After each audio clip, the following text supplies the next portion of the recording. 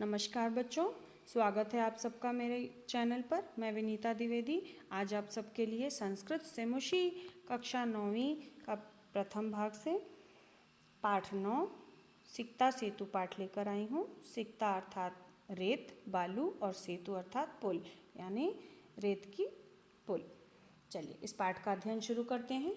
यहाँ पर संस्कृत में आपके पाठ का सारांश दिया है, जिसका हिंदी अर्थ मैंने आपके लिए यहाँ लिखा हुआ है। चलिए इसका अध्ययन शुरू करते हैं। सारांश पहले जान लें। प्रस्तुत नाट्यांश सोमदेव रचित कथा सरित्या सागर के सप्तम लंबक अध्याय पर आधारित है। यहाँ तपोबल से विद्या पाने के लिए प्रयत्नशील तपोदत्त नामक एक बालक की कथा का वर्णन है। उसके समुचित मार्गदर्शन के लिए वेश बदलकर इंद्र उसके पास आते हैं और पास ही गंगा में बालू से सेतु निर्माण के कार्य में लग जाते हैं। उन्हें वैसा करते देखकर तपोदत्त उनका उपहास करता हुआ कहता है, अरे किस लिए गंगा के जल में व्यर्थ ही बालू से पुल बनाने का प्रयत्न कर रहे हो। इंद्र उन्हें उत्तर देते हैं कि यदि पढ़ने सुनने और अक्षर की लिपि के अभ्यास के बिना तुम विद्या पा सकते हो तो बालू से पुल बनाना भी संभव है।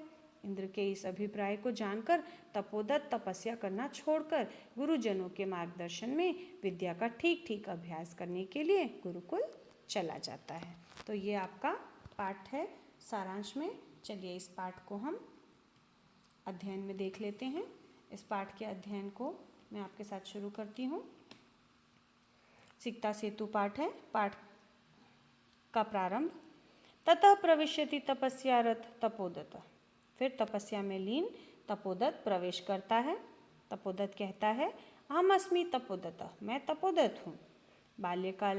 बाल्यकालस्य मनोऽपि विद्या नाधिवनास्मि, अर्थात बचपन में पिता द्वारा संतप्त होने पर भी विद्या का अध्ययन नहीं किया। ततास्म सर्वे कुटुम्बे भी मित्र ज्ञाति जनैश्च गृहत अभवम, इसलिए सभी परिवार में मित्रों और बंधु बांधवों के द्वारा अपमानित हुआ हूँ। ऊर्ध्व निश्वास लंबी सांस लेकर, हया विधे, हे भाग्य, किम इदम मया कृतम, मेरे द्वारा यह कैसा कार्य हो गया। कीदृशं दुर्बुद्धि आसीत, यह कैसी बुद्धि थी। तदपि न चिंतयत यत्, यह भी नहीं सोचा कि। अब इसे श्लोक के रूप में देखें। परिधान लंगकारे भूषितो अपि न शोभते, नरो निर्माणो भोगीव संध्या सभायाम यदि वा गृहे, अर्थात सबसे पहले इसका सरलार्थ जान लें, फिर इसके भावार्थ पर आती हूँ मैं।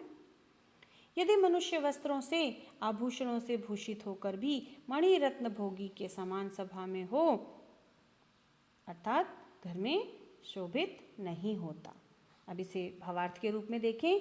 वस्त्रों तथा आभूषणों से सुशोभित किंतु विद्याहीन मनुष्य घर पर या सभा में उसी प्रकार सुशोभित नहीं होता जिस प्रकार मणि से रहित सांप, अर्थात जिस सांप के पास मणि न हो वह सांप भी सुशोभित नहीं होता है।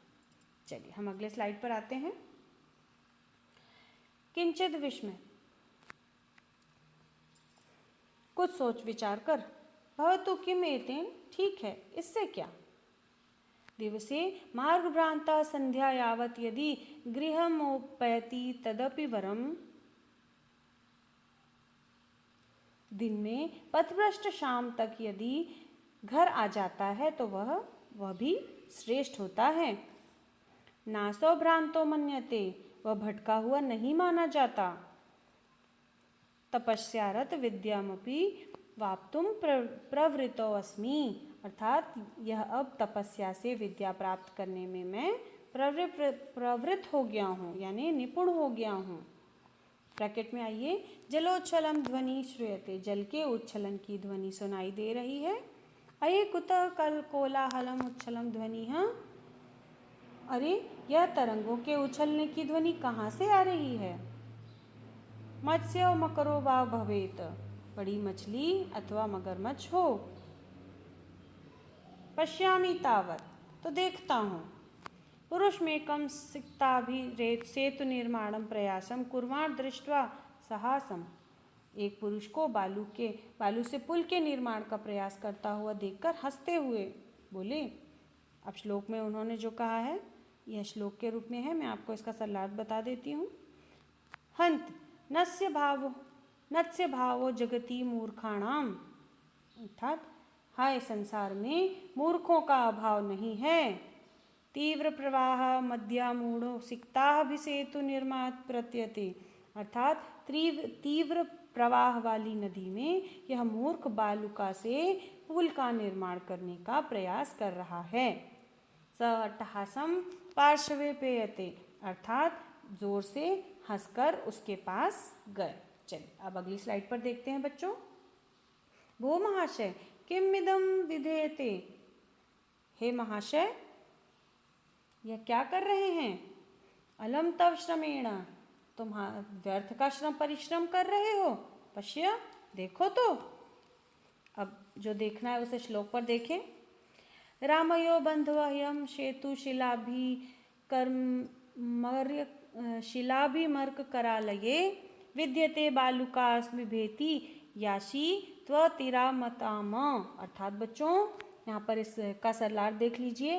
राम ने समुद्र में जिस प्रकार पुल को पत्थरों से बनाया था, तुम उसको बालू से बनाने का प्रयास कर रहे हो, अर्थात राम का अतिक्रमण कर रहे हो।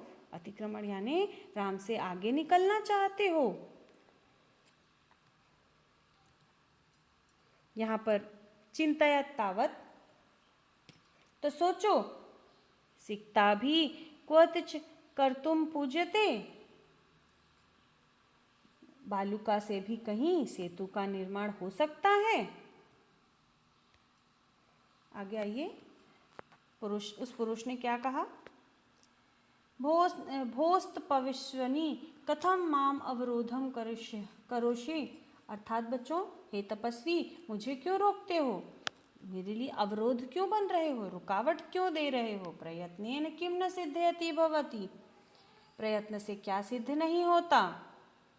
का आवश्यकता शिलानाम, पत्थरों की क्या आवश्यकता है। सिक्तारभिरेव सेतु करिष्यामि स्वदृढ़ संकल्पतया, बालू से भी अपने दृढ़ संकल्प से मैं पुल बना लूंगा। तपोदत्त ने उत्तर, आश्चर्यम किम सिक्तारे भी सेतु करिष्यसि, आश्चर्य, बालू से भी पुल बनाओगे। सिक्ता जल प्रवाहे स्थास्यति किम, बालू का यह जल के प्रवाह में ठहरेगी। भवता चिंतनम न वा, आपने सोचा या नहीं सोचा। चलिए आगे चलते हैं बच्चों।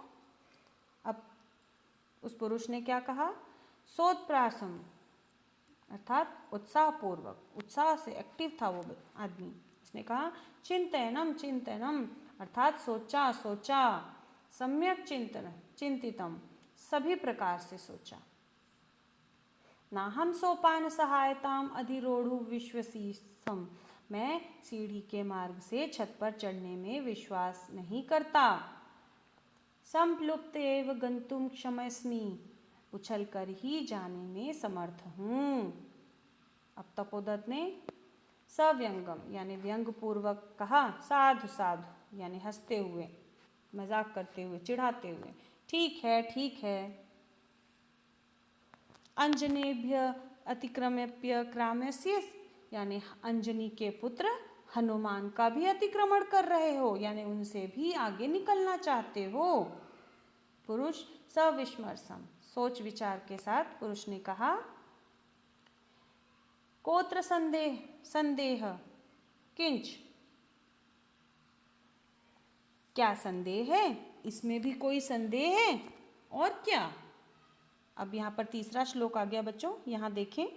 विना लिप्य अक्षर ज्ञानम तपोभिरेव केवलम यदि विद्या वशेष्युक्ते सेतुरेशः तथा मम, अर्थात यदि लिपि अक्षर ज्ञान के बिना केवल तपस्या से विद्या तुम्हारे वश में हो तो मेरा यह पुल भी क्यों नहीं। श्लोक अब आगे चले बच्चों।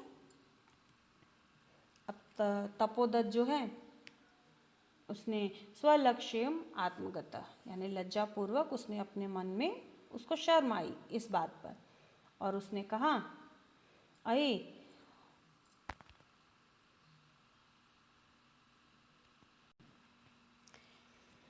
अरे मुझे ये लक्ष्य करके यह भद्र पुरुष ताना मार रहा है।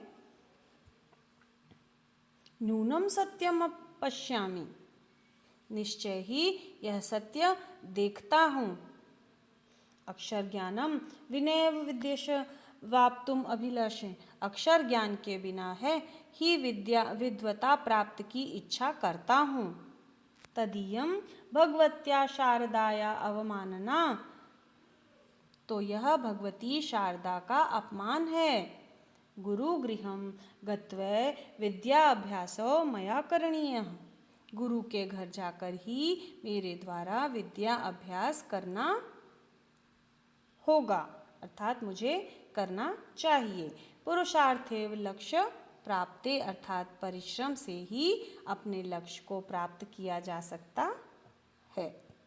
प्रकाश्यम अर्थात प्रकट में, भो नरोत्तम, हे श्रेष्ठ नर, मैं अहम जानते यत को अस्मि भवान, मैं नहीं जानता कि आप कौन हैं, परंतु भवदीय उत्मीलितम में नयतुम युगलम, अर्थात परंतु आपके द्वारा मेरे दोनों नेत्र खोले गए। तपो मात्रेण विद्यां प्राप्तुम प्रत्यमानः अहमपि सिक्ताभिरेव सेतु निर्माणम प्रयासम करोमि, तपस्या मात्र से ही विद्या की प्राप्ति के लिए प्रयास करता हुआ मैं भी बालू से ही सेतु निर्माण करने का प्रयास कर रहा हूँ। तदीदानानि विद्याध्ययनम गुरुकुलमेव गच्छामि, तो अब मैं अध्ययन के लिए गुरुकुल ही जाता हूँ। स प्रणमाम गच्छति, प्रणाम करके वह चला गया।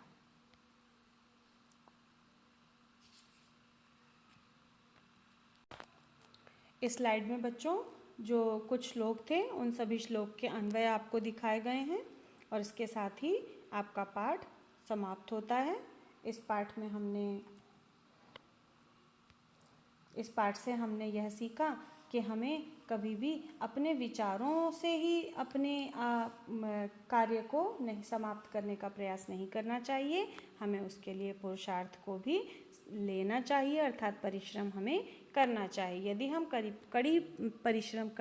कड़ी मेहनत और कड़ा परिश्रम करेंगे तो हम सब कुछ सिद्ध कर सकते हैं, सब कुछ आसानी से प्राप्त कर सकते हैं। और यदि हम कुछ प्राप्त करना चाहते हैं तो उसके लिए हमें परिश्रम को ही साधन बनाना पड़ेगा। ठीक है, इसके साथ ही पाठ समाप्त हुआ बच्चों।